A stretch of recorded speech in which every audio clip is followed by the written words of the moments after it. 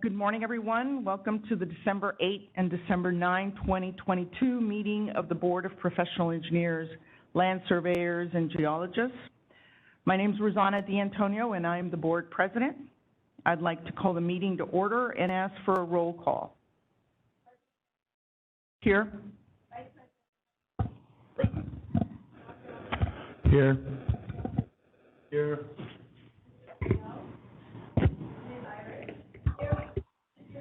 Here.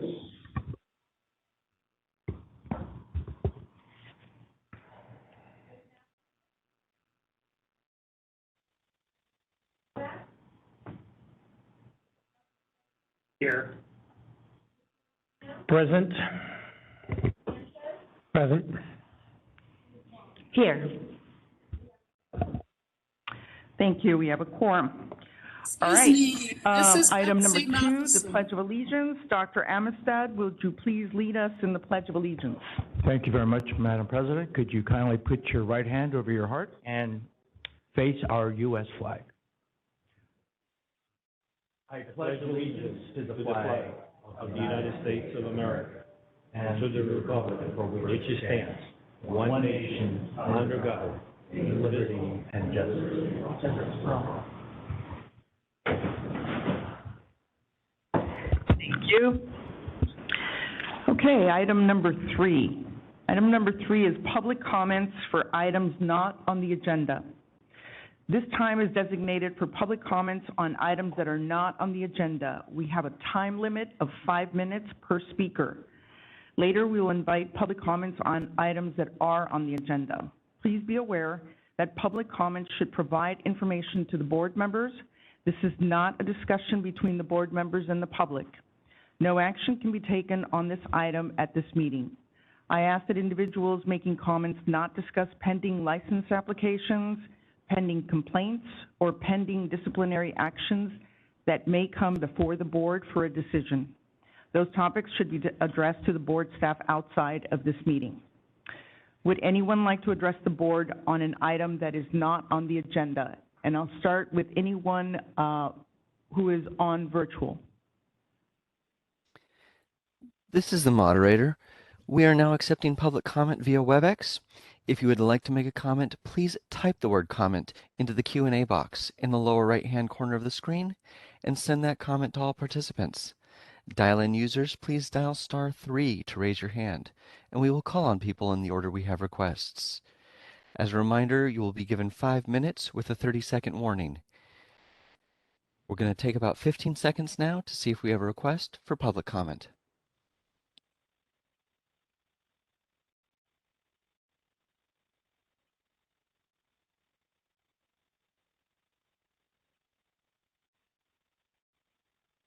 Seeing no request for public comment, do you wish to return to the floor? Yes, please.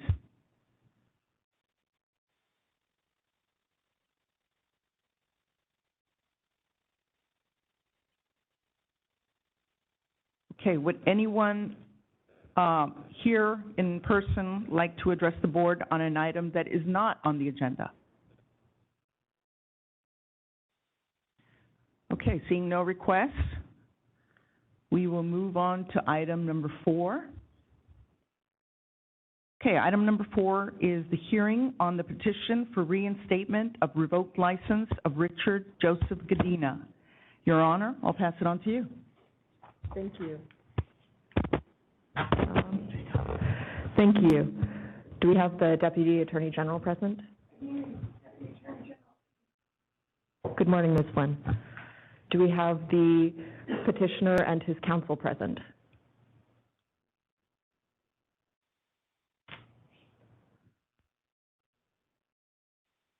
You may have to turn it on at the bottom.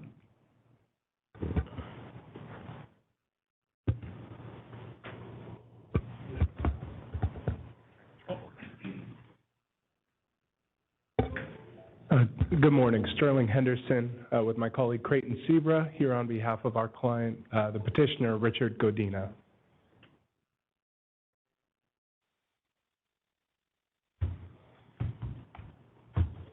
Good morning. Is there anything we need to address before we go on the record this morning? No. Okay. We do not have a court reporter, so we'll be electronically recording this proceeding. That's fine. Thank you, everyone. I will take us on the record. We are on the record today to review one petition for early termination of probation and reduction of penalty. This matter is being heard before the Board of Professional Engineers, Land Surveyors, and Geologists. Will all members of the board please identify themselves for the record? Could I please get a roll call of the board again while we're on the record?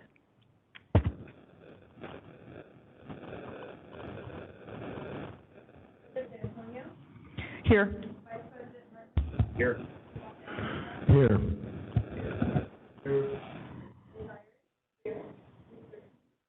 Here. Here, please confirm you can hear me. Yes, I can hear you. Thank you. Here. Present. Present. Here. Thank you. A quorum of the board is present.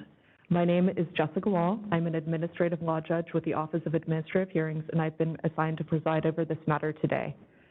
We are here in the matter of the petition for early termination of probation and reduction of penalty filed by Richard Joseph Godina, agency case number 1076-A, OAH case number 2022090319. May I please take the appearance of the Deputy Attorney General? Deputy Attorney General Amy Flynn. Ms. Flynn, you may need to press the button on the bottom. Thank you. Ms. Flynn has stated her appearance. May I please have the appearance of Petitioner's Counsel for the record? Yes, Creighton Sebra, representing Mr. Godina. Sterling Henderson, also on behalf of Mr. Godina. Thank you.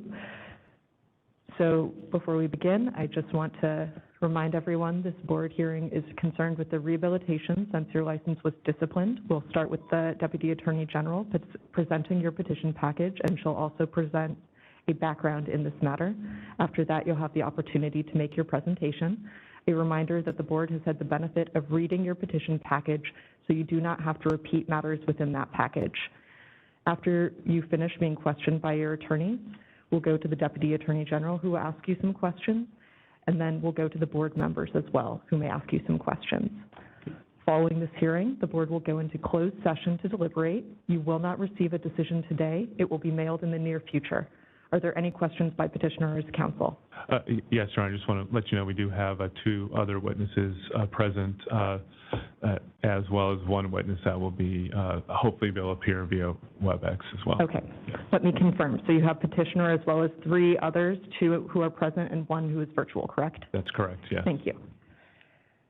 So let's go to the Deputy Attorney General to present the petition package, please. Good morning. I would like to mark for identification and offer into evidence as Exhibit 1 the original petition for reinstatement packet with accompanying documents. Is there any objection to admission of Exhibit 1 from petitioner's counsel? No. Thank you. Exhibit 1 is admitted. I would next like to mark for identification and offer into evidence Exhibit 2, the notice of hearing dated September 12th, 2022. Is there any objection to admission of Exhibit 2? No, Your Honor. Thank you. Exhibit 2 is admitted.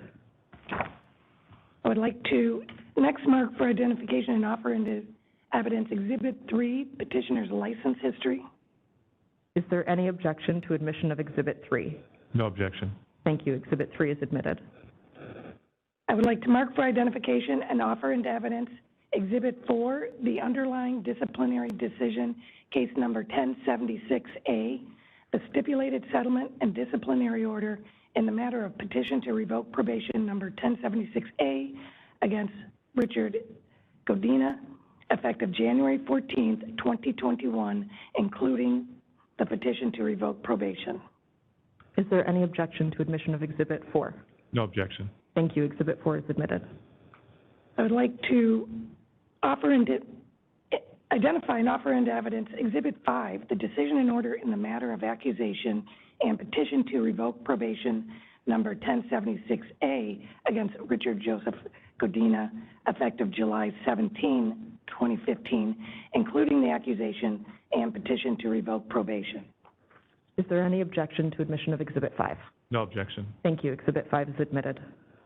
I would next like to identify and offer into evidence Exhibit 6, the decision in the matter of petition for reinstatement of revoked license of Richard Joseph Godina, effective October 21, 2010, including the underlying decision. Is there any objection to admission of Exhibit 6? No objection. Thank you. Exhibit 6 is admitted. I would next like to identify and offer into evidence Exhibit 7, the decision and order in the matter of the accusation and first amended petition to revoke probation number 690A against Richard Joseph Godina, effective May 20, 2007, including the accusation and petition to revoke probation.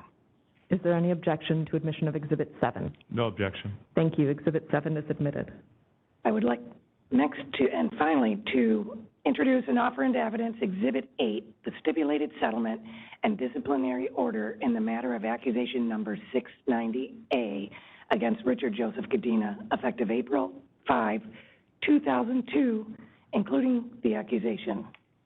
Is there any objection to admission of Exhibit 8? No objection. Thank you. Exhibit 8 is admitted. If the board members, board staff, petitioners, and his counsel and the public should have a copy of all of the same set of exhibits. Okay. Would you like to provide a background in this matter, please? So the factual basis for the underlying discipline. On July 15, 1981, petitioner was granted license number C33038 as a civil engineer. Petitioner has a long history of discipline with the board dating back to 2002. Effective on April 2, 2002, pursuant to a stipulated settlement and order in the matter of accusation number 690A against Mr. Godina, petitioner's license was placed on 3 years probation with terms and conditions, including an actual 15-day suspension. Then, on May 2007, pursuant to an accusation and a first amended petition to revoke probation, Mr. Godina's license was revoked. Next, on October 21, 2010, pursuant to petitioner's petition for reinstatement, petitioner's license was reinstated, immediately revoked, revocation stayed, and he was placed on probation for 5 years with certain terms and conditions. The end period for that probation was October 21, 2015. However, on July 17, 2015, pursuant to an accusation and petition to revoke probation, Mr. Godina's license was placed on 5 years probation with certain terms and conditions, notably Condition 8, that he shall take and pass 3 college-level courses, which should have been completed no later than May 18, 2020, as correctly stated in petitioner's petition for reinstatement at packet page number 9. On June 9, 2020, a petition to revoke probation was filed due to petitioner's failure to comply with the coursework, Condition 8, as well as for violating probation, which is Condition 6. Effective January 14, 2021, pursuant to the stipulated settlement and disciplinary order in that petition to revoke probation number 1076A, Mr. Godina's license was revoked. Petitioner has been on probation since 2002, with the exception of 3 years when he was revoked from 2007 through 2010, and since January 14, 2021. Petitioner's previous discipline resulting in revocation of his license involved acts of negligence. Given petitioner's long history of discipline, gives him all the more reason to be cautious with his license, but he has not been. He was to complete his courses within 2 months of his probation ending in 2020, yet he chose not to comply with that probation term. Thank you. Thank you, Ms. Flynn. So we will now go to the petitioner for presentation of his case. Would the petitioner like to testify first? Yes, we'd like to make an opening statement, Mr. Sterling will do. Also, just a little bit of housekeeping. I just want to make sure Exhibit 1 was the petition for reinstatement of revoked license. Is that correct? Yes. So if you go in the petition package, Exhibit 1 is the petition for reinstatement of revoked license dated August 11th, 2022. Okay, very good. And then we also had on the table of contents, we had Exhibit number 9, which wasn't admitted by council, and that's petitioner's additional hearing exhibits and witness list. And we'd like to admit Exhibit 9 as well. You're welcome to admit Exhibit 9. I also draft for the Office of Administrative Hearings our own exhibit witness list in every case, so we can have it. It'll just be duplicative. Okay, well, it's not just the witness list, there's also additional exhibits, and council did not, I see. even though it's on the table of contents, she did not admit those. I just wanted to see if we could admit those exhibits as well. Understood.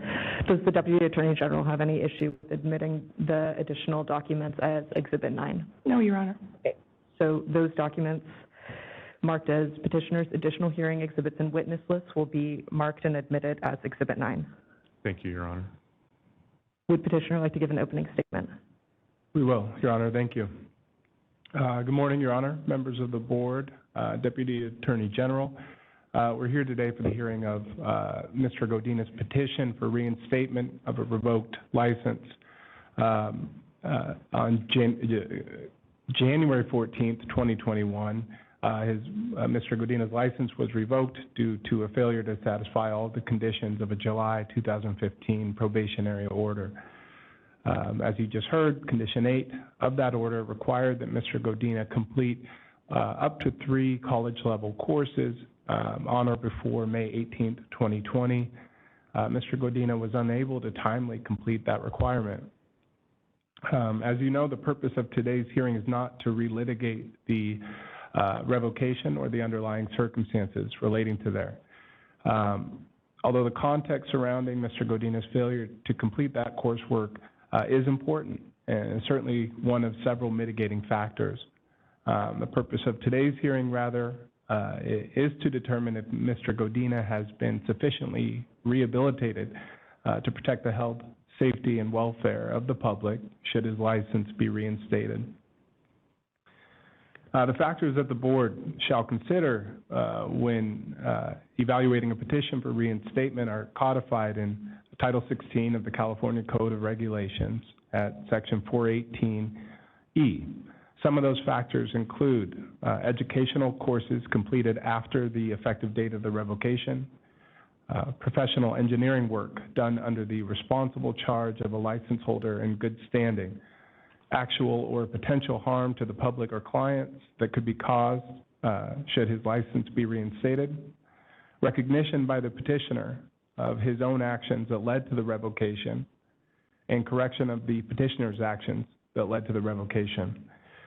We submit that the petition for reinstatement, along with the testimony of Mr. Godina and his supporting witnesses, will establish by clear and convincing evidence that Mr. Godina is entitled to reinstatement of his license. It has been nearly 2 years since the January 14th, 2021 decision revoking his license. And in that time, Mr. Godina has successfully completed multiple technical and professional development courses offered by accredited institutions. He has continued his work as a project executive at IMEG Corp., and in that capacity has effectively maintained his responsibilities while under the responsible charge of a license holder in good standing. With over 40 years of experience, Mr. Godina also continues to mentor senior and junior staff on client relations and project management. And upon reinstatement, he intends to continue contributing to the profession, including by offering training and educational opportunities for license holders. At the time of the revocation, at all times since, Mr. Godina has recognized and accepted full responsibility for his own actions. Rather than request a hearing on the petition to revoke, he entered into a stipulated settlement in disciplinary order, pursuant to which the revocation took effect. Finally, you'll hear directly from Mr. Godina as to his efforts to correct the actions that led to the revocation in the first place. Mr. Godina has proven to be a valuable member of the profession and specifically to his employer, IMEG. And in fact, in the last 2 years, his responsibilities have only increased. However, as is the case with all of his current duties, not having his license has been a hindrance on his team and Mr. Godina. Fortunately, IMEG's leadership has such faith in Mr. Godina that the company has patiently supported him during this process and have traveled to be here with us today. We believe that the evidence today will show that Mr. Godina's exhaustive rehabilitative efforts, including educational courses, and his commitment to protecting the public against a future recurrence, warrant a decision to reinstate his license at this time. On behalf of Mr. Godina, we sincerely appreciate your time and consideration today. Your contributions to the process play a critical role in protecting the public and the profession. It's an important matter to all of us, most of all to Mr. Godina. We only ask that you listen to the evidence, apply your own common sense and experience, and we trust that you'll reach the right decision. Thank you. Thank you. Would petitioner like to call their first witness? Yes, I'd like to call Mr. Richard Godina. Mr. Godina, please raise your right hand. Do you swear or affirm that the testimony you will provide in this hearing will be the truth, the whole truth, and nothing but the truth under penalty of perjury? I do. Thank you. You may lower your hand. Mr. Godina, you've already given your appearance previously, but can you please state your full name? Richard J. Godina. And when did you first obtain your civil engineering license in California? In 1981. Can I please ask everyone to please talk into the microphone as well so that folks online can hear us too? Thank you. Yeah, perfect. All right.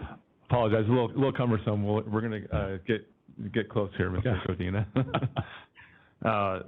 And what is your license number? C33038. And Mr. Godina, you understand the purpose of today's proceeding before the board is that you file a petition for reinstatement to have your license renewed, correct? I do. Okay. And your license was revoked on January 14th, 2001, correct? That's correct. Okay. And since the time of your revocation on January 14th, 2001, you've worked diligently to rehabilitate your license, correct? Correct. Okay. And as a part of those rehabilitative efforts, you've maintained current employment at IMEG, correct? Yes, I have. Okay. And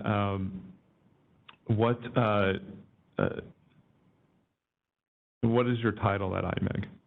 It's project executive. And what are your duties and responsibilities at IMEG currently?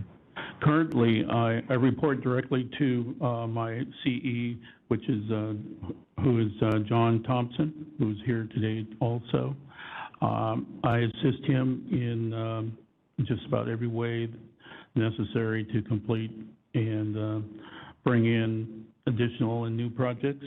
I'm a project manager on a number of projects, and I manage the team in Anaheim to complete these projects.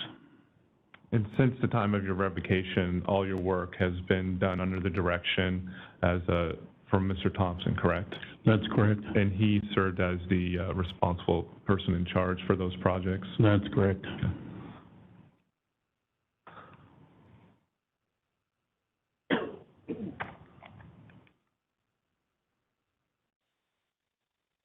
As a project manager, what other duties and responsibilities have you had at IMEG since your revocation? I assist, again, my CE, John Thompson, in a number of areas. One of the areas is in business development. We pursue clients' new work almost on a weekly basis, along with all our other project duties. I assist in preparing proposals for new work, and should we be shortlisted, I will most often be part of the panel that would be interviewing for those positions or those jobs.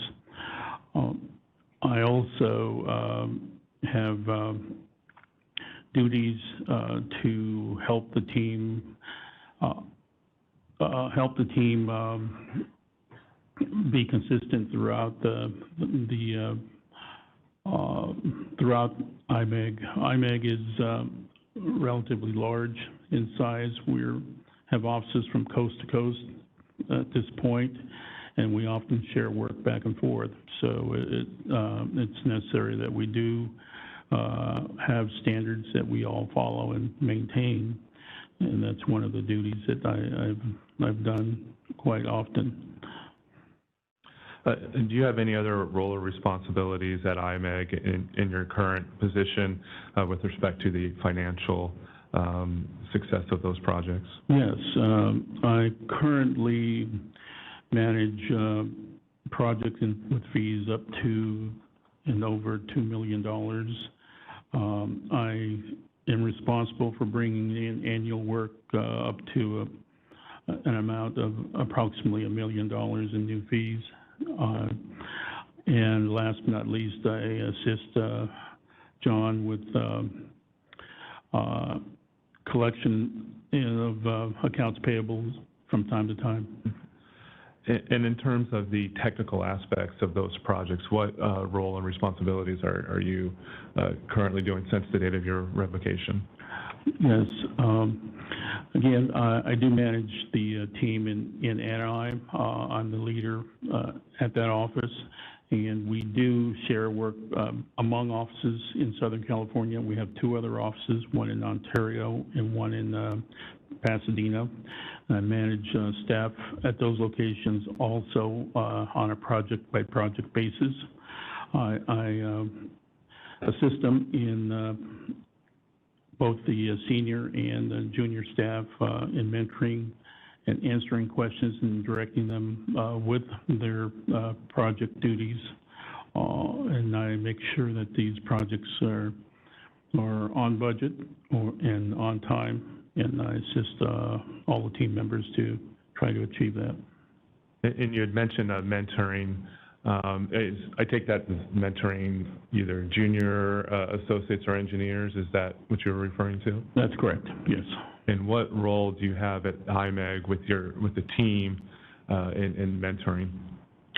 Well, there are a number of areas that I mentor them in. One of them is in ethics, which I've found over the years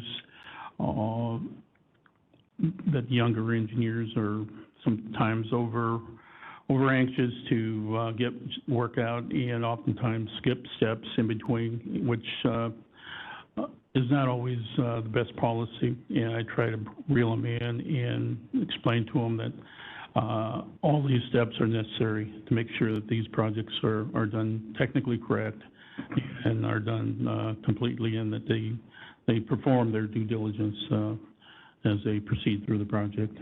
What portion of your day is spent mentoring other engineers? That's a good question. It ranges, deviates from day to day, but it's a fair amount of time that I do.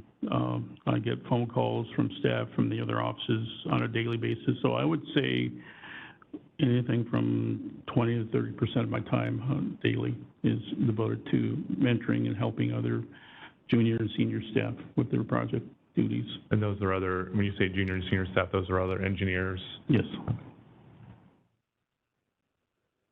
And since the time of your revocation, you also have taken other college courses, is that correct? That's correct. And can you explain the courses that you've taken at a college or university? Yes. The first one was in 2019 as part of my probation and conditions. That was a course that was an ethics course that is put out by Texas Tech and approved by the board, and was one of the requirements which I completed. The second course that I took was in the fall of 2020, which was a statics course, which I took online. It was only offered online at the time, and completed that and received a passing grade on that. And then there's a number of professional development courses that I have taken through IMEG at work. These are professional development classes, if you will, in harassment, sexual harassment, unintended bias, the classes of that nature, which help provide the tools for senior staff to try to mitigate occurrences at work and trying to handle them in the correct manner and trying to nip these occurrences in the bud and hopefully reduce our negligence or their negligence in trying to help not only the responsible parties, but all the parties involved. And with respect to the ethics course that you took in 2019, how did you find that helpful in your rehabilitation? That was a really interesting and helpful course. It begins by offering or refreshing the code of ethics and offers a lot of insight on the code, and subsequently there are a number of case studies that involve the code and how they are either met or not met in various real life occurrences in different firms. Was a really eye-opening course for me. I took a lot from it, and so I think it was a very good course from that standpoint. And with respect to the statics course that you took in 2020, how do you feel that benefited you in your rehabilitation? Well, one of the issues of my case had to do with structural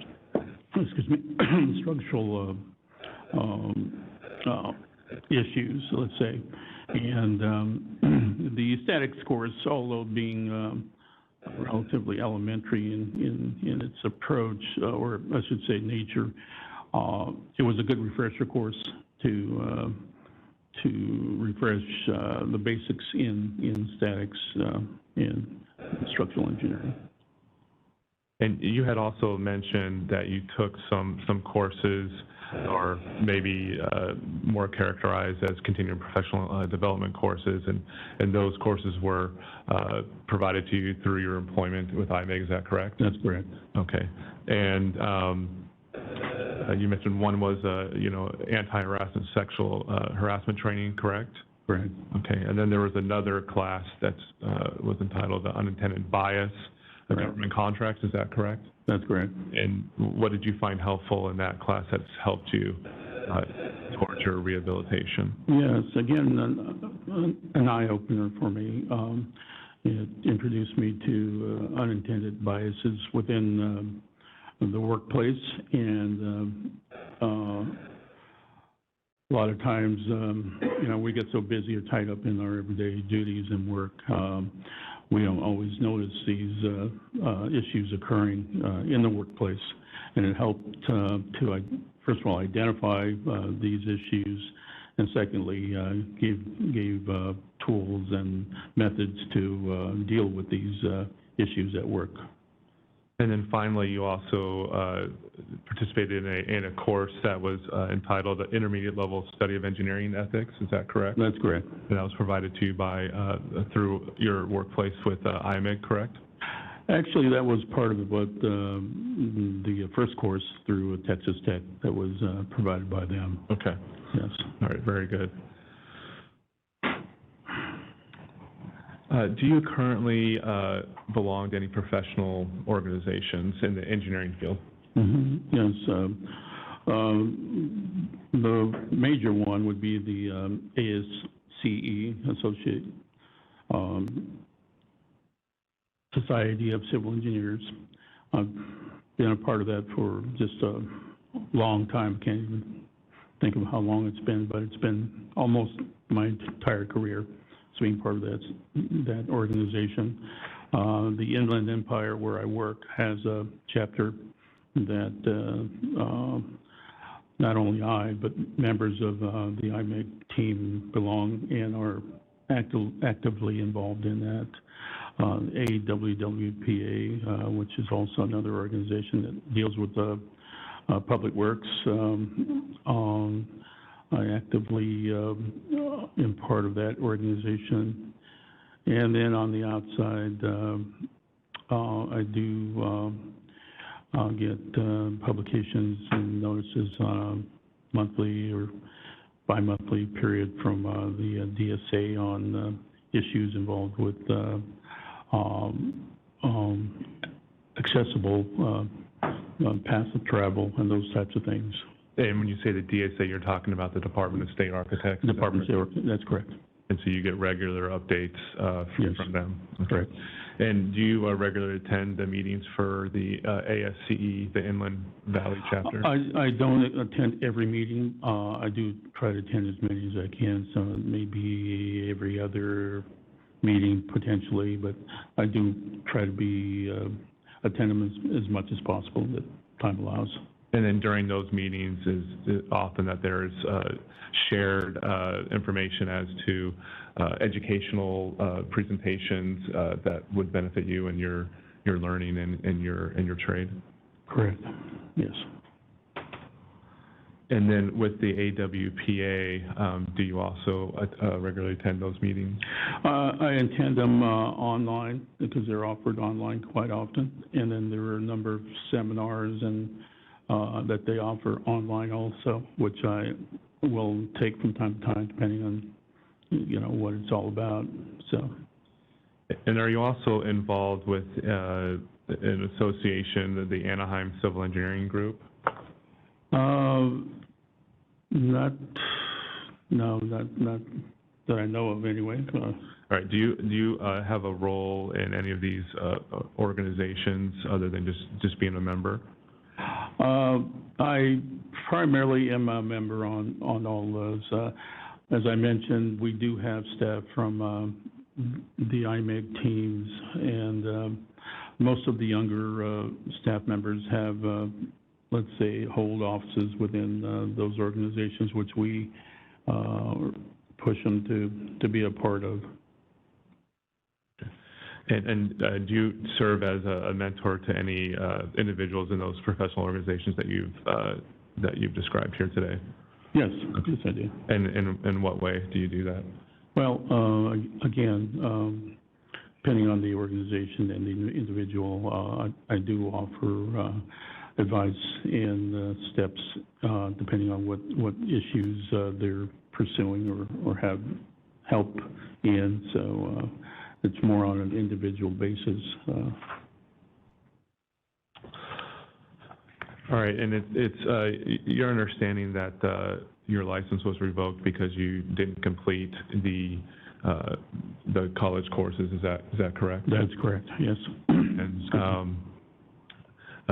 can you describe for me the efforts that you did make in order to take those courses Right. Prior to the revocation? Yes.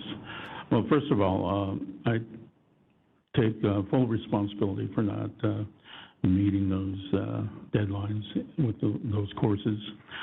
It wasn't for a lack of not trying. I knew when the deadline was, and I did begin my attempts at trying to, first of all, get enrolled in some of these courses about 2 years before they were actually due, and I subsequently sent courses that I could possibly get enrolled in. I started sending those to the board, again, about 2 years ahead of time, which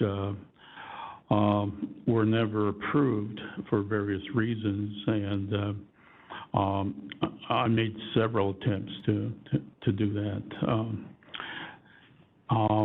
And also during that time, of course, that's about the time that COVID was becoming relatively rampant, and many courses that were offered, let's say, in classroom settings were, of course, they were abandoned and canceled, and the online courses hadn't quite come on board yet.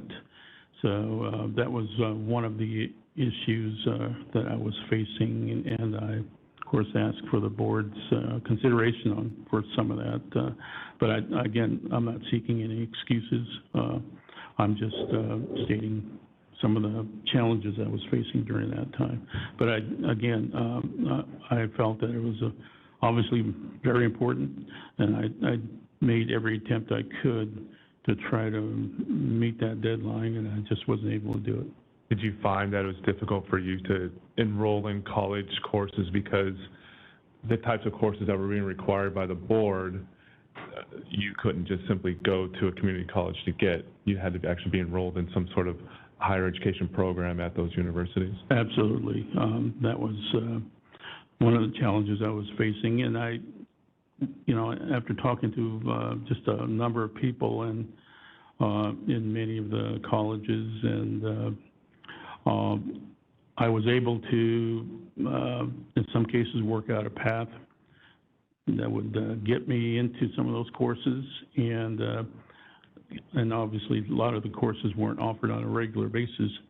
So it was, again, I had found a path, but the courses, again, were not approved by the board for various reasons, whether they weren't long enough period or enough units or whatever it be, were turned down.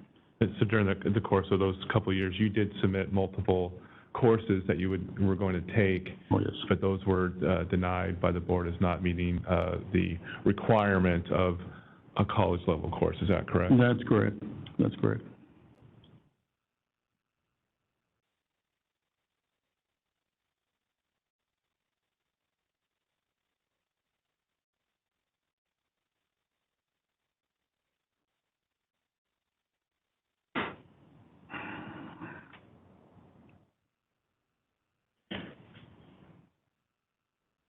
All right, Mr. Godina, obviously the question before the board here is, whether you feel you're ultimately, sufficiently rehabilitated to, protect the health and safety and welfare of the public, as, engineers do when they have their license. And could you explain in your own words why you feel that you have met that standard and are ready to have your license renewed? Yes. Well, it's been over 18 months since my license was revoked. And as I mentioned, I have taken full responsibility for my actions that created the initial revocation, and also for not meeting the conditions that were handed down. I have subsequently taken additional courses, both ethical and technical courses, along with professional development courses that I have attended and passed through either IMAG or outside. I, again, have continued my work under a responsible charge for the past few years. And I feel that the courses that I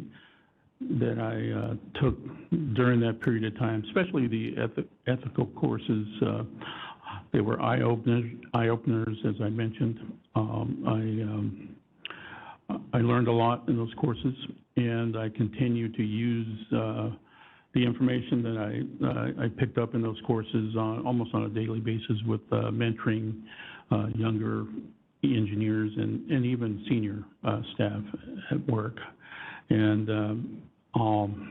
again, I've done everything in my power to try to not fall into the same trap that I fell in before.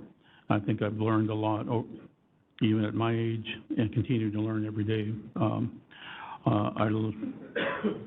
I love the profession, I love the work that I do, and I love the people I'm working with. And if you see it right that I get reinstated, it'll just allow me to help my team and people, not only on a professional basis, but on a personal basis too. All right, thank you, Mr. Godina. That's all the questions I have. I'll turn the time over to, for any questions for the board.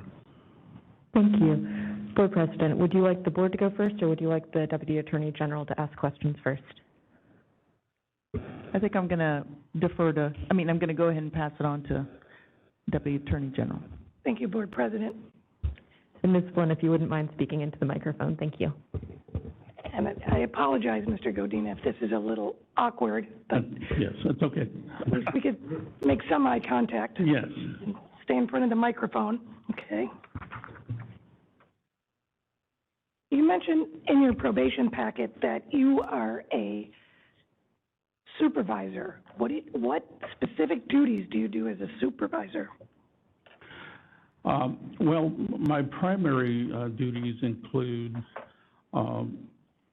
supervising staff in the Anaheim office primarily with the projects that we currently have, which are in a number of different markets that we work in.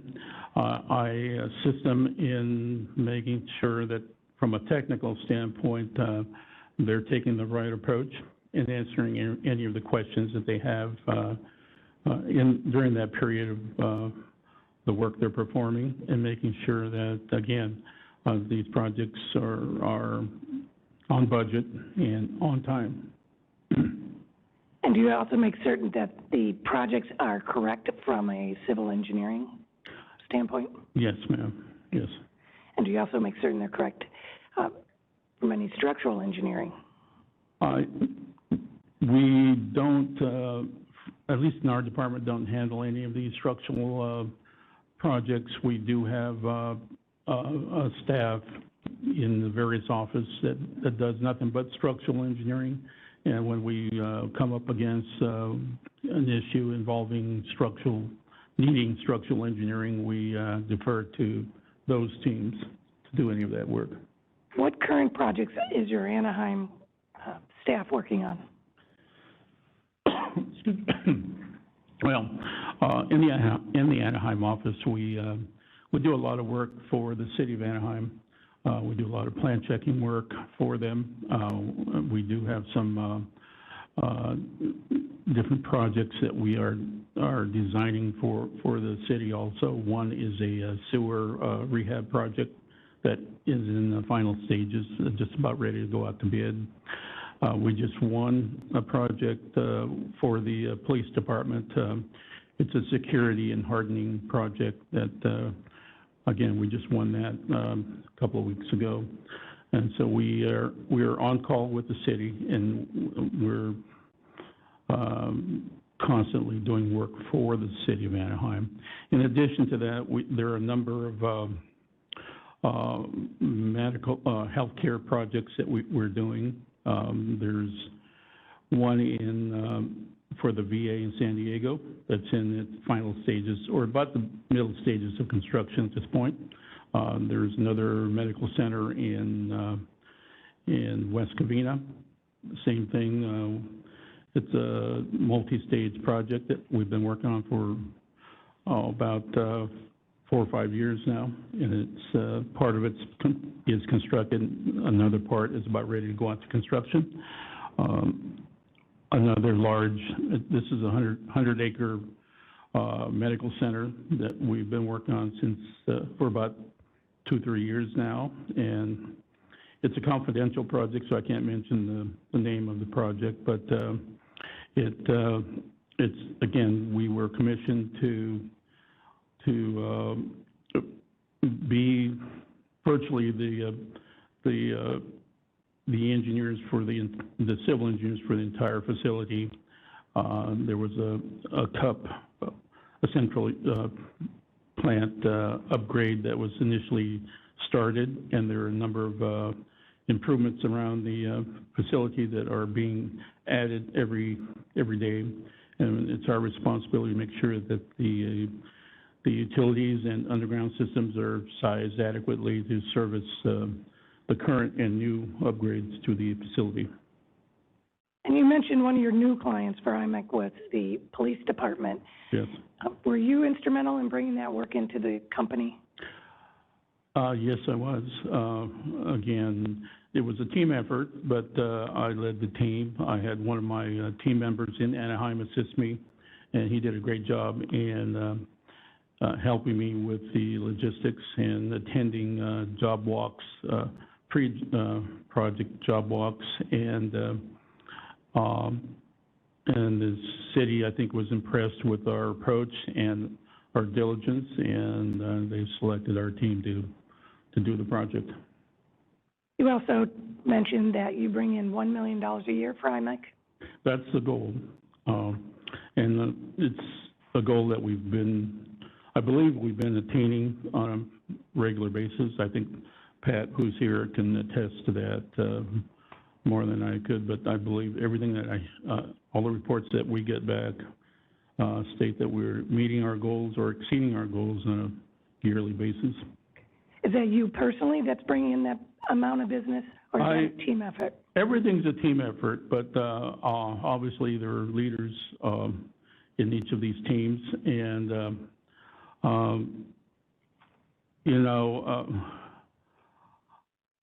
we have a lot of resources at IMEG, both in the marketing sector and along with, of course, the expertise and the teams that would be needed to produce these projects. So, but I do put together quite a few of the proposals. We do maybe half a dozen to a dozen proposals every month, and so with the marketing department's help, I have put together many of those proposals that have been successful over the past years. Does IMEC have a goal for you personally of bringing in a certain amount of business, say, per year? Yeah, it's the $1 million that they're looking for the project execs to produce. And you've worked for IMEC for 15 years, correct? No, I've worked for them since April 2016. But I've worked in the field with similar offices for more than 15 years, actually. But for IMEG, I did start in 2016, April 2016. I apologize, I misread that. Since you began employment with IMEC in 2016, have you consistently met your goal of bringing in $1 million of business per year? I believe I have. Again, I don't have all the facts and figures in front of me, but in the latest reports that we have received, we've been meeting all the goals and exceeding them, I think, in some cases, on a yearly basis. Again, Pat, our vice president, who's here, can attest to all of that, I believe. So in addition to supervising, you also market and work on proposals and bring in business, but you also mentioned you're a project manager. Yes. What do you do specifically as a project manager? Yeah. Again, it's a little bit of all of what I mentioned before. Basically, working with the various teams. As I mentioned, we do share work from office to office. So it's not just the team in Anaheim that I will manage, but there are teams in the city, in the Ontario office and in the Pasadena office that I manage. It's the same thing. They do the hands-on work. I have the duties of making sure that whatever they produce is technically correct from the civil engineering standpoint, and these include everything from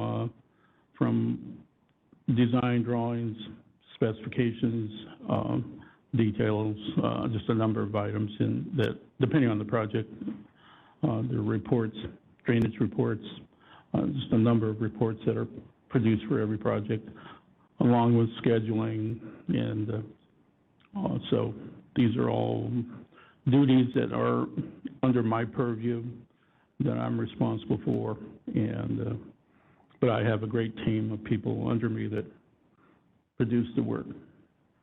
How many people are on your team? In Anaheim, there are currently six people on the team, and of course, we are actively looking for more people. In Pasadena, there's a team of 4 to 5 that I manage out of that office on various projects. And same thing in Ontario, there's maybe 3 or 4 people that I utilize there for various projects. And then we have a survey team that we coordinate closely with on every project we do. And I don't personally manage them, but I coordinate with them, make sure that they perform the work that we need on a project-by-project basis. And the projects that you're the project manager for, are those the same types of projects that you talked about earlier that you were supervising? Yes, yes. Do your duties coincide as supervisor and project manager? Pretty much, yes, I would say. And do you personally handle design aspects of a project? I don't personally, let's say, do the hands-on work, but I do oversee it, and I see what's being produced. I keep tabs on these projects on a daily basis. And, of course, we have weekly meetings on every project, and we get updates on where we stand. But I do, again, have a hands-on approach on all the projects that I manage that are under my purview. Are you the signatory on any project? No, I'm not. No, that is under John Thompson, and I keep him thoroughly informed. And we have a certain amount of due diligence that we go through, and I make sure that he is thoroughly informed and advised on, not advised, but kept up to date on all the projects that I'm responsible for to manage, let's say. But John is the signatory on all those. You do not stamp plans, correct? No, I do not. Okay. Not currently. No, I do not. And that's because your license was revoked That's correct. That's correct. in 2015? That's right. Okay. And then when your license was revoked between 2007 and 2010, you could not stamp plans either, correct? That's correct. Okay. And when you were placed on probation initially in 2002, you had to have a supervisor stamp plans alongside your plans. Is that a correct statement? That was so long ago, but I believe that's correct. I apologize, I got the year wrong. That was 2010, after you were reinstated from being revoked. Do you recall that a term of your condition, your probation, pursuant to your petition to revoke probation, was that you would have to have another civil engineer supervise your work and place his stamp next to your stamp? I do recall that, yes. Okay.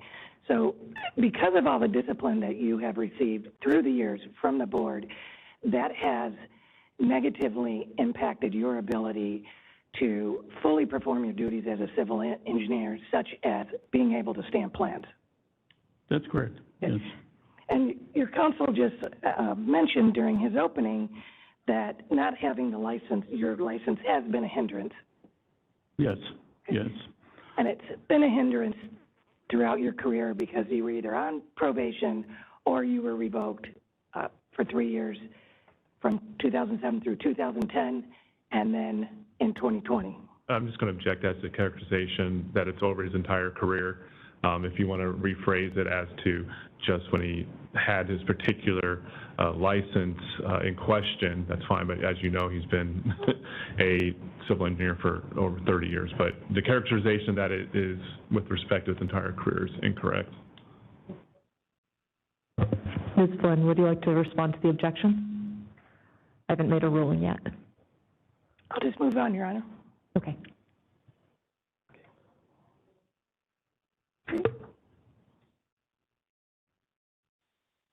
At IMAC, do you bill out at a civil engineer rate? Yes, we have various classes, but yes, it would be, actually, it's called a project executive, right? That I bill out at. So your billing category would be as a project executive? That's correct. Okay.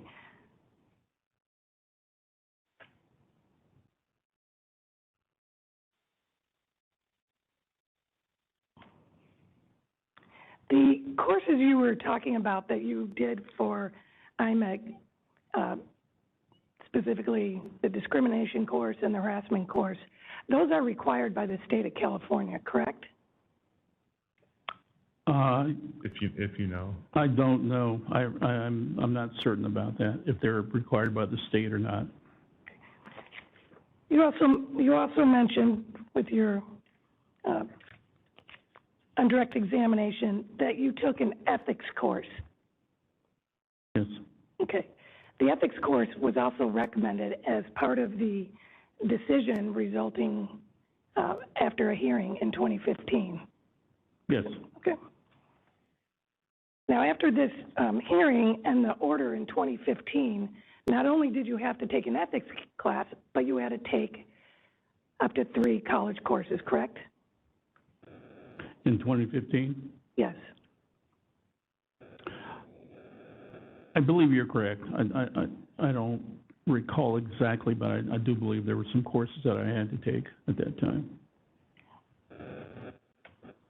Okay. And your testimony today is by May of 2020. Those were not completed, and that's why we are here today. That's correct. Yeah, you're right. For clarification, again, objection, we're not here today to relitigate the previous issues. We're here for a petition for reinstatement. Can I get a response from Ms. Flynn before my ruling? Yes, I'm just establishing that the timeline for Mr. Godina's requirement to take the 3 classes arose in July of 2015 following a hearing and a decision in order by this board. Well, that wasn't the question. I'm going to overrule the objection. He testified about these courses during his direct. They're properly subject for cross. You mentioned during your direct examination that you started looking for college courses to take in 2018. Did I get that correct? That's correct. Okay. Why did you not start looking for college courses earlier? Well, the first course I took, which was the ethics course, I started that almost immediately, and that did take some time. It took, I think, pretty close, either over 6 months or maybe even longer to complete, being that I was doing it while I was working. So the only time I had to devote to that course was, during my free time or weekends or evening hours. So it did take me quite a bit of time to ultimately complete that course. So that was the main reason why I didn't start immediately looking for courses. And I had no idea that trying to find courses would be such a challenge at the time either. So hindsight, maybe I would have started earlier, but the fact that I was trying to complete the first course, I was trying to take them in order for the most part. Okay. And the order you wanted to take them was ethics first, then the college courses. That was, I think, the order that they were handed down in the order, I believe. So that's why I took that one first. And your testimony is you started actively looking for the college courses in 2018. It's been asked and answered, but. Is that correct? Yes. Okay. And when Angela Smith with the board emailed you on July 31st, 2018, to take courses with an emphasis in structural engineering, structural analysis, or structural design, what did you do next? Well, yeah. Initially, I had submitted some courses, some ethical courses. That was my interpretation of the judge's ruling, was that that's the area that I should concentrate in courses that I was going to complete. And the board overruled that and said, no, they needed to be in the area of structural engineering, which I did submit evidence, what I thought was evidence of why the administrative judge had ruled, or how it ruled, and it showed them in the order where that was said by the judge, but they overruled it.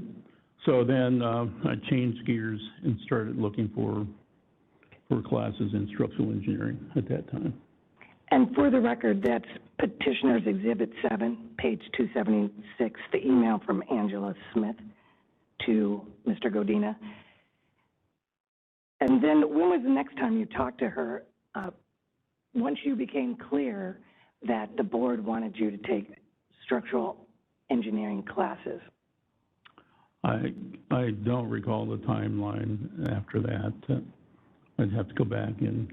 Yeah. If I could turn your attention to your petition packet, Exhibit 8 on page 279.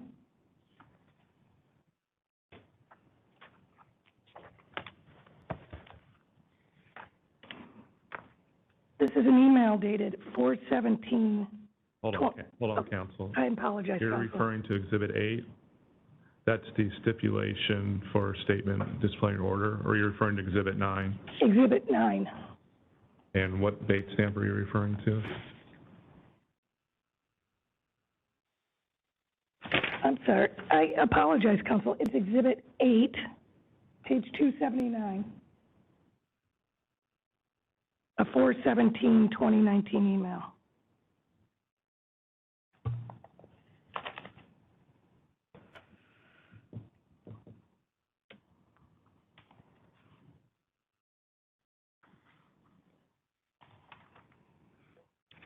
Okay, just for the record, for the benefit of the board, enumeration's a little different here. It's Exhibit 9 is our entire package that we do submit, and then there is Exhibit 8, and then bait stamp number 279 for clarification. Thank you, counsel.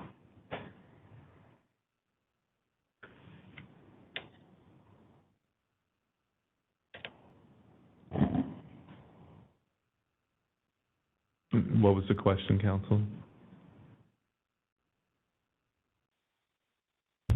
Mr. Godina, was this email dated 4/17/19 the next time that you reached out to the board, specifically Angela Smith, after you had approached her July 31st, 2018, concerning which courses would qualify to comply with probation?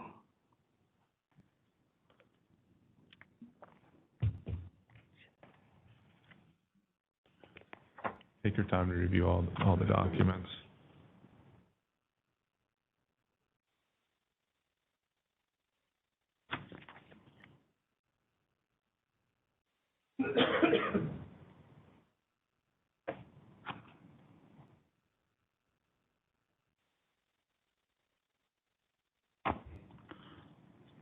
Counsel, I misunderstand your question, because there are a number of emails that we've attached in 2018 as well. So when you say after, what are you referring to? I'm asking for Mr. Godina's testimony of after inquiring from the board as to what would qualify as a college course sufficient to comply with probation, and the email exchange that went back and forth in July of 2018, when was the next time that you communicated with the board about classes that would be sufficient to comply with probation? And when you say communicating, is this just written, or you're also including verbal communications as well? I'm asking for his best testimony as to verbal or written. I honestly don't recall, since I don't have anything in front of me that tells me when that next date was. So I couldn't tell you at this point. Okay. After that request, actually, in that email, I was asking for them to respond to let me know which online classes that they would support. So it would have been them responding back to me at that stage. Had the board informed you prior to this date that you were responsible for finding the college courses? Yes, that was my responsibility to serve up classes that I thought met the conditions, and then I would submit them to Ms. Smith and for her approval or the board's approval. And I could not begin any of these classes until the board approved them. So yes, that was the process. Okay, and by my math, from July 31st, 2018 to April of 2019, that's 8 months. So my question is, once Angelina Smith got back to you, which was page 276 of the packet, about what specific courses would qualify, aside from sending this email in April, what else did you do, if anything? I'll object. This is clearly going into the previous merits of the revocations. Mr. Godina has already stated, he already signed a stipulation that his license was revoked, and we're just relitigating the previous issues. I'll get a response from Ms. Flynn. The issue that we are here for today is the requirement to comply with probation, which was to take 3 college courses, and that's my line of questioning right now. I'll just respond, that's not the issue today. Today, the issue is the petition for reinstatement. Mr. Godina already submitted a settlement and a stipulation to have his license revoked, in which those issues were already admitted previously and is stated in the January 14, 2001 statement. So I'm going to overrule the objection because it came up in direct that he takes responsibility for his failure to take these courses, and he wasn't able to take them because he had asked multiple times and not got the board approval. So this is all relevant to the things that he's talked about in his direct. I'll allow it. Okay. No, memory best serves me. After having received that email back from the board, I did subsequently start searching the various sources for structural classes.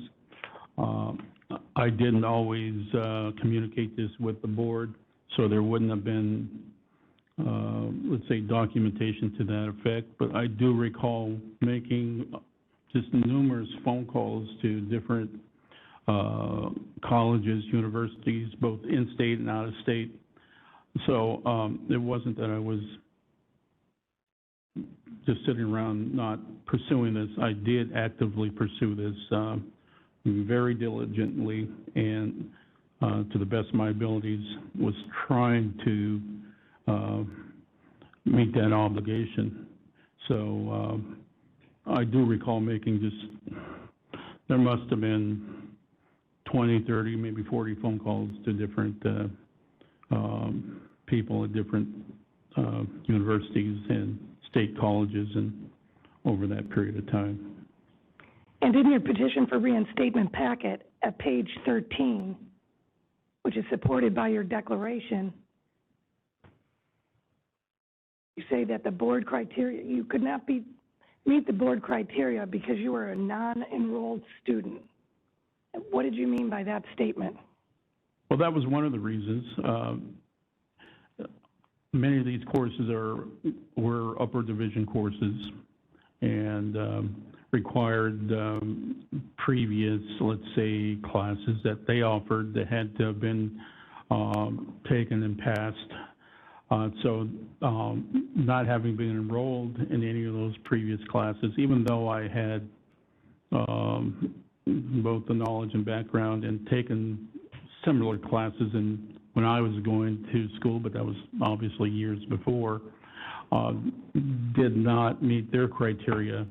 So not having been enrolled was definitely a detriment to not being able to enroll in those classes. If you had enrolled, you could have taken the classes, correct? It takes testimony. I don't think it's stating testimony. I think it's a question, so overruled. You may answer. Restate your question, please. I'm sorry. If you had enrolled, you could have taken the courses, correct? if I had been allowed to enroll, I believe I could have taken the classes. And your other excuse, which is on the same page, page 13, of not timely complying with the requirement to take the courses, was that COVID-19 locked everything down. Is that a fair summation of your testimony? And again, that was part of it. I ran into that quite a bit. The list of classes and the selection of classes was limited quite a bit. The various institutions were just getting acclimated to the situation, so they were still making arrangements to be able to offer these courses, but obviously if they were going to be online, they were somewhat limited at that time that I was searching. okay. But the requirement that you were under was to complete the courses by May 18th, 2020, correct? That's correct. Okay. So how, if everything went online or there was this problem in March of 2018, did you think that you were going to complete a college course? Well, most of them, at least the ones that I took, were 4 to 6 month courses. So that's how they were semester courses for the most part, which again were a period of, depending on when they started, but anywhere from 3 to 4 or 5 months in length. You mentioned during your testimony that you teach the younger engineers that you work with and you supervise and you manage that they should not skip steps. Did I summarize that testimony fairly? Yes, that was part of it, yes. Do you believe that by not enrolling in these college courses, you skipped steps that were necessary for you to have a civil engineer license? I don't characterize it as skipping steps. I definitely tried to meet the requirements of the conditions. I wasn't trying to skip any steps. I was doing my very best to try to meet those conditions. I wasn't trying to get out of not doing something or skipping a step.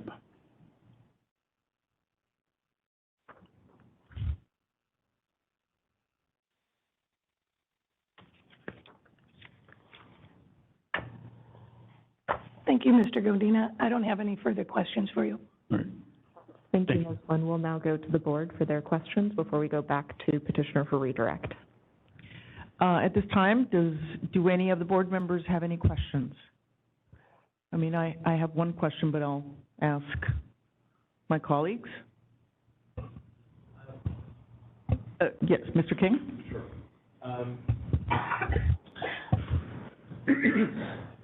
Mr. Godina, thanks for being here today.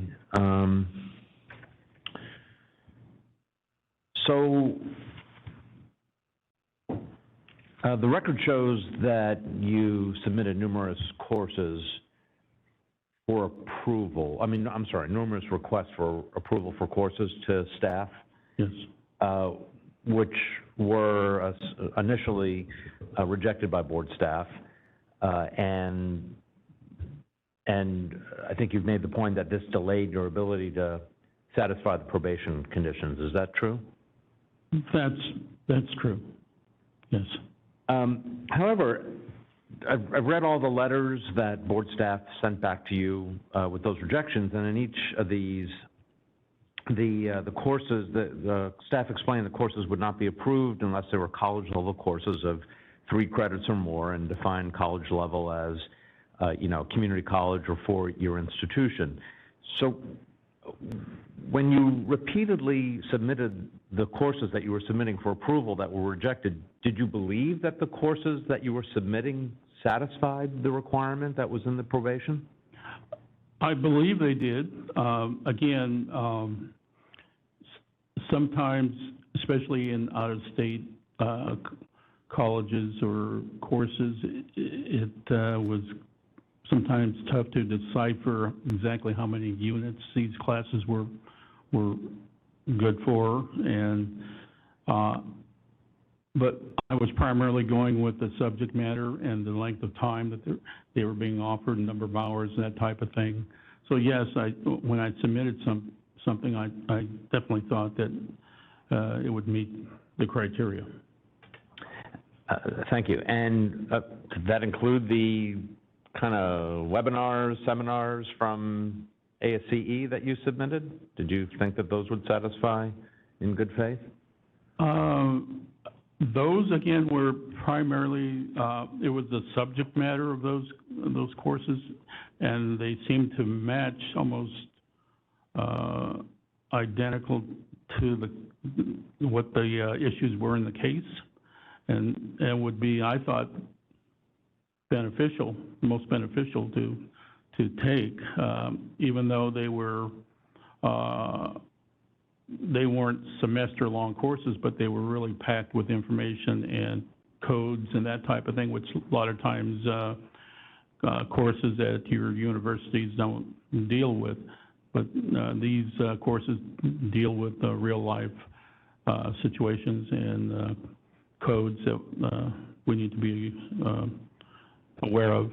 So I thought, from that standpoint, it would meet the criteria. I have no doubt that those courses probably would have been beneficial to a practicing civil engineer to take, just as part of an effort to keep up on what's going on in the field. But by then, I'm sure you saw, or I'm sure you knew, that staff was pretty particular about making sure that the specific requirements in the stipulation that you had signed would be met. And it seems unlikely to me that you would think that those seminars would actually satisfy those requirements. Is that true? Again, it's been some time since I've submitted those. I don't recall the sequence when those were submitted, if they were done early on, later, or middle of the whole process. And maybe I was getting a little desperate at that point, trying to just figure out what will work and what wouldn't work. I was trying to throw everything I could in trying to get something approved. I did request of the board to see if they could give me a list of classes that they would approve, and they never did come across with that information. Right. So I was trying my honest best to try to meet the requirements. Yeah, I saw that correspondence. One more line. I think you testified that you were not able to take or not able to get admitted to certain courses because you weren't an enrolled student. I think this is particularly the case at four-year institutions. Mm-hmm. I didn't see it in the record, but I know that staff has advised others in similar situations that if you talk to the Dean of Admissions and explain exactly why you need to take these courses, that oftentimes they'll admit you. Did you ever get that advice from staff, or did you ever pursue that? I definitely pursued every angle I could. As I mentioned, I spoke to just a whole list of people up and down the line, professors, just people in every slot that I thought I could talk to, or was referred to by the person I talked to, and so it wasn't because I didn't pursue those avenues, because I did pursue a lot of those and talk to a lot of those same people. Great. Last question. Eventually, you did submit 3 courses to staff from, I think, Irvine College, and those 3 courses were approved. And how many of those did you complete satisfactorily? Yeah, well, one of them which was the statics course, which was the first one that came, that was offered at that time. The subsequent one was being offered, I believe, late fall or later in the year, but at that time, time had expired, and the board had made its decision. So I decided not to pursue those at the time. Again, they were time eaters. Not that I wasn't interested in taking those or didn't think they were beneficial, but with all due respect, a lot of this I had put on IMEG and was in some cases deferring some of my duties there, even though they were after hours or weekends or whatnot. I wasn't able to pursue any of those things that maybe I should have, and I'd done that for a long period of time. And so, since the board had already made its decision, I decided not to pursue those. I see. I'm sorry, one follow-up, Madam President, and I promise I'll be done. So, I want to make sure I understand this. 3 courses were approved. You completed one. The board has already revoked your license, and I'm just, of course you have the right to petition for reinstatement at this point. I don't think anyone has disputed that, but why not just finish the other 2 courses and then come back to us? Well, again, I think at that point, which was, I believe, late fall of 2020, those classes were going to be offered either in late 2020 or the following year, 2021, which was after my license had been revoked. So, again, I felt like the damage had been done, and I was doing my best to try to save my position at IMEG and stay above board there with them. I felt that I had an obligation. I do have an obligation to them too, and they have been very patient with me throughout this whole process, and I felt I owed them the time to do what I needed to do there too. So, short answer is that there was a time factor involved there that just wasn't able to be in all places that I needed to be. Okay, thank you. And Madam President, I'm now done. Thank you. I think I saw a hand. Dr. Qureshi? Mr. Godina, in your earlier testimony, you talked about your firm has projects. And I'd like you to elaborate a little bit more. Several of us on the board have civil engineering degrees. For our benefit, at least, could you use a little more of the jargon that we're used to hearing? Because you gave me nothing about what you do. I'm sorry, other than one sewer project, I could not tell the type of work that IMAG does. If you could just provide some explanation of the types of design work that you all do, for example, it would be much appreciated. Absolutely. Again, I apologize for not elaborating. Maybe I forget sometimes who the audience is. So, but to answer your questions, at least the projects that I'm involved in, I would say outside the plan checking and the duties that we have with City of Anaheim, most of the work that I'm currently involved in are on healthcare projects.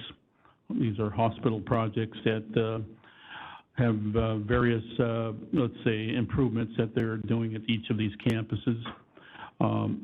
Our duties as the civil engineer on the team, in many cases, are to, first of all, in these older campuses especially, it's hard, I won't even say hard, it's a challenge to try to determine what the existing facilities are, underground facilities are in these campuses. So it's our duty to go out and try to, first of all, decipher what's in the ground, what the disposition of these sewer, water, and storm drain systems are, trying to figure out where they're located, the sizes, and the disposition of them. Secondly, we typically we'll work with the other teams to figure out what the loads are of the current facility to make sure that these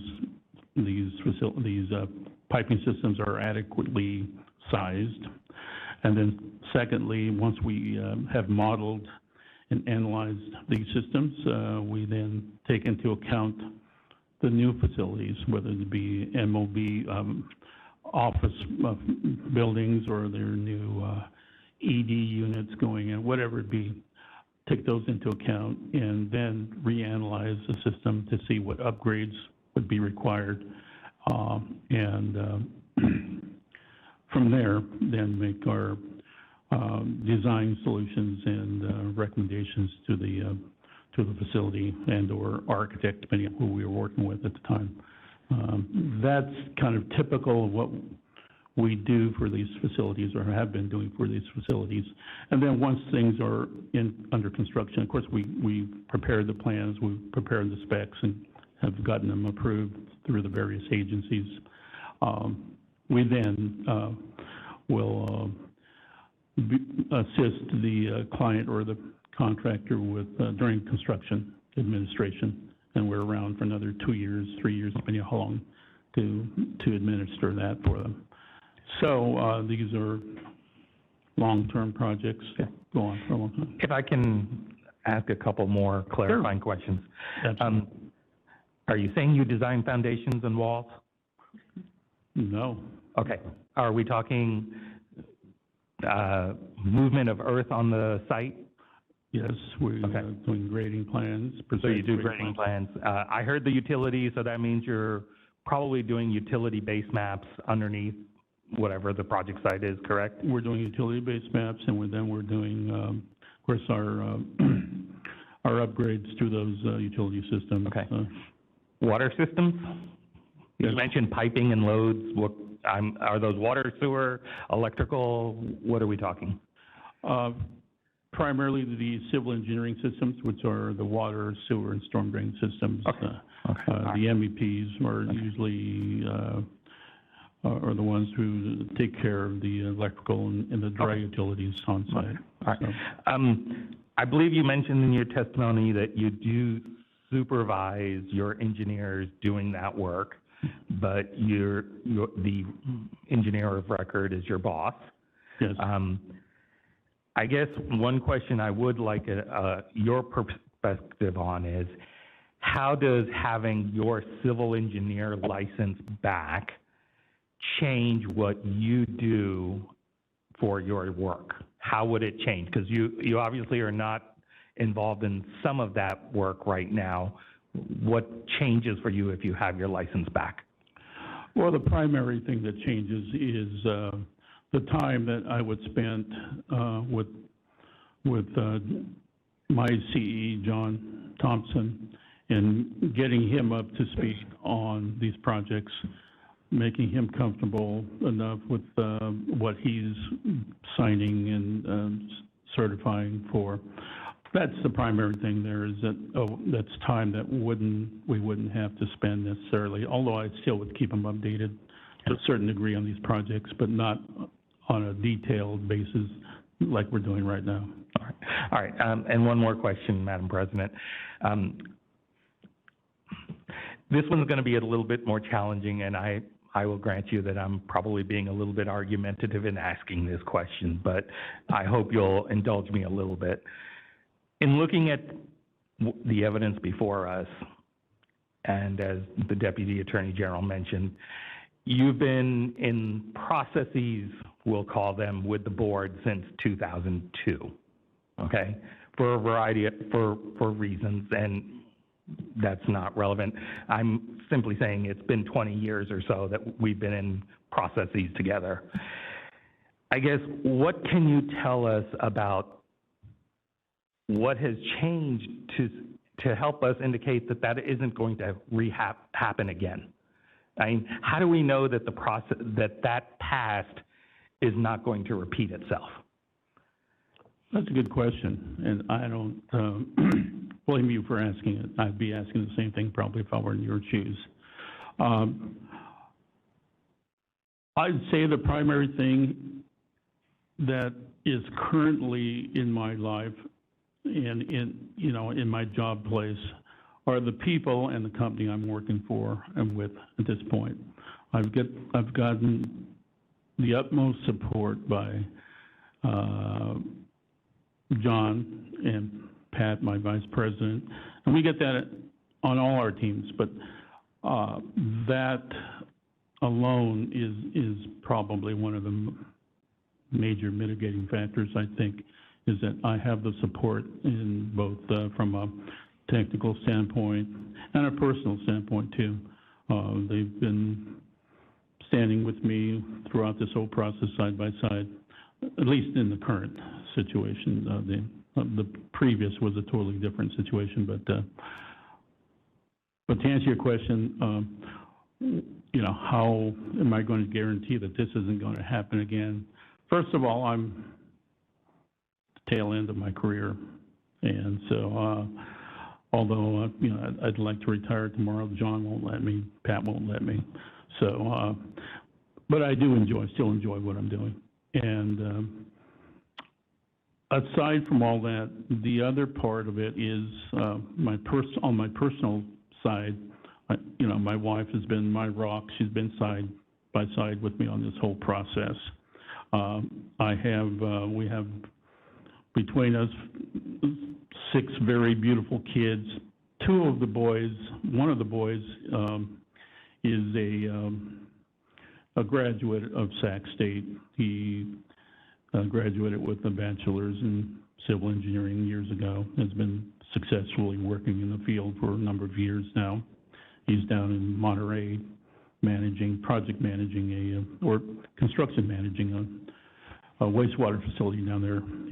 And I do have a younger boy who is in his 3rd year at JC, carrying a 4.0 and wants to enroll in UC, one of the UCs, and good chance he will be able to enroll and in the field of civil engineering. So these are, these are all situations in my personal and professional life that are in front of me and with me on a daily basis. And should I get reinstated,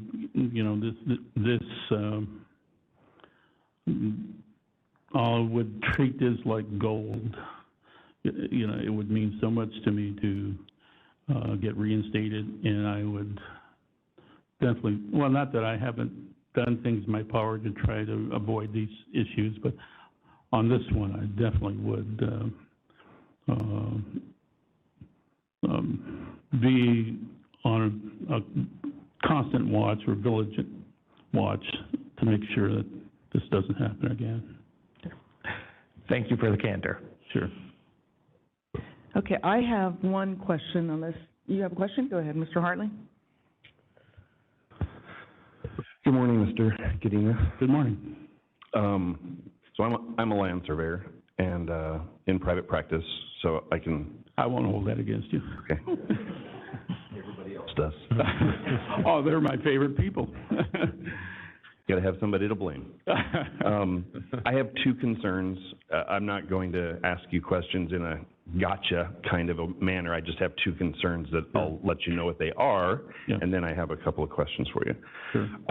I can only imagine what it's like to be in your career, have a license, use your license by managing people, projects, all of that, and then have it taken away. How do you then act? How do you then go about your business?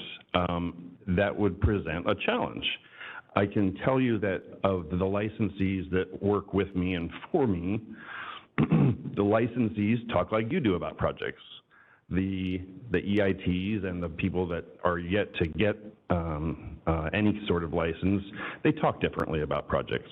You don't hear them say things like, I'm responsible for, I supervise, and that kind of thing. So my concern is that you have been continuing to act and work as if you had your license in the way that you've been talking about the projects and things.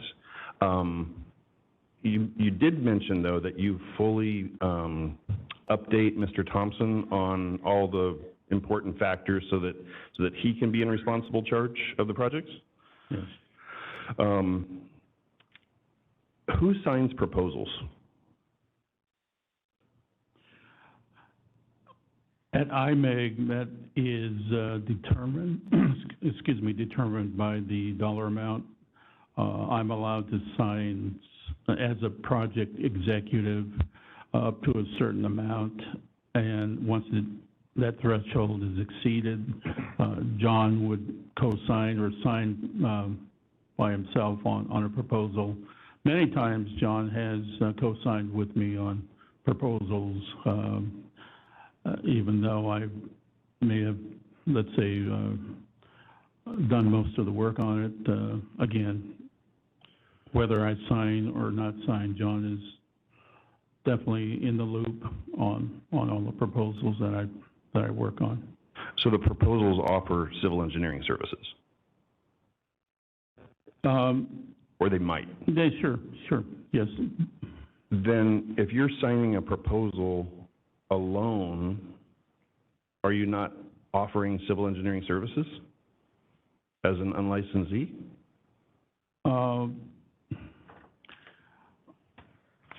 I personally am not offering those services. I'm doing it on behalf of IMEG. IMEG is the one that is offering these services. So I'm an agent of IMEG. So as such, that's the way I see it. I'm not necessarily myself. If I were just doing this as a firm that I owned or was that I was preparing proposals for, that's the way I would see it. Okay. Does the, I don't know if category is the right word, the project executive, that capacity, and client executive, do either of those require licensure at your company? I don't believe they do. I think John or Pat can maybe talk about that a little bit, but it's my understanding that the title itself does not require a licensee, but I'm not 100% sure of that. Okay, that's fair.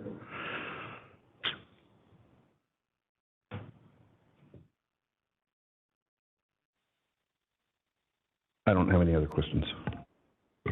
All right, okay. Actually, there's a couple of things. Just for the record, one of the organizations that you did mention, that's American Public Works Association, that's APWA, not AWPA. So just for the record, I just wanted to go on record for that. I apologize if I got that acronym incorrect, sorry. But I guess, and this question was kind of asked by Mr. King, but I just want to rephrase it. So, Mr. Godina, since January of 2021, when your license was revoked, have you gone back and attempted to take any or to comply with any of the conditions of the revocation in a good faith effort to show that the reinstatement truly means as much as you claim that it does today? Not since the date of the revocation. I did complete the one that I took during the fall, even after the decision had been made. I did complete it in a good faith effort. I could have just dropped it and not completed it, but I felt at that time that, again, as a good faith effort, I would complete the course. And as I mentioned before, after that, there were other decisions I had to take into account, but and that's why I didn't pursue taking those courses at that time. That was a statics course? Well, the first one was a statics course. The second one, I believe, was a dynamics course that was subsequent to that. Obviously, it's, you need the statics to complete the dynamics. And then the last one, I believe, was some sort of a drafting course or something, I believe. I'm not sure. I don't recall. So you completed the dynamics course after January of 2021? No, I completed the statics course, which ended at the end of 2020.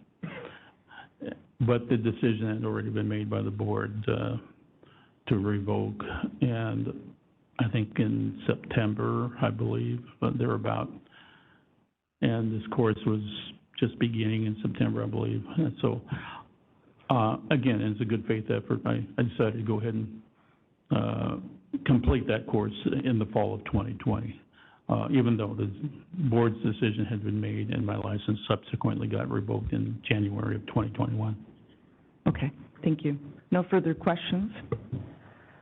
Okay, so would the board like to take a break before we go to redirect, or would we like to proceed through? I'll go for a break. It looks like we would like a 10-minute break. Okay.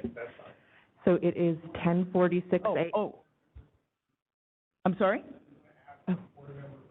Yeah. Oh, Betsy, we need your opinion. Would you like to take a break? Yes, this Everybody is here Betsy. is nodding that they need a 10-minute break. I would like a break too at the WebEx end. Thank you. Okay, all right, so it's unanimous. We'll take a 10-minute break. So it is 10:47. We will come back on the record at 10:57. We will be off the record for 10 minutes. Thank you.